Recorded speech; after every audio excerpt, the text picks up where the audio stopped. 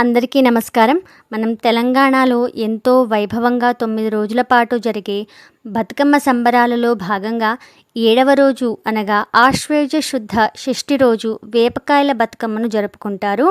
వేపకాయల బతుకమ్మలో భాగంగా వేప చెట్టును ఆదిపరాశక్తికి ప్రతిరూపంగా భావించి ఆ ఆదిపరాశక్తికి నీరాజనాలను సమర్పిస్తూ వేపకాయల బతుకమ్మను పూజిస్తారు.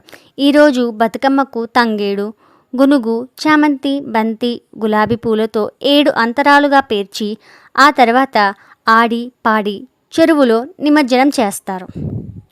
ఈరోజు సకినాల పిండిని చిన్న చిన్న వేపకాయల్లాగా చేసి బతుకమ్మకు నైవేద్యంగా పెడతారు.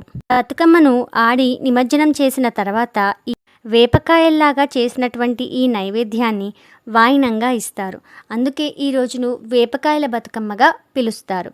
మరి 8వ రోజు బతుకమ్మ విశేషాలు, విశిష్టత గురించి తర్వాత వీడియోలో తెలుసుకుందాం. ధన్యవాదాలు.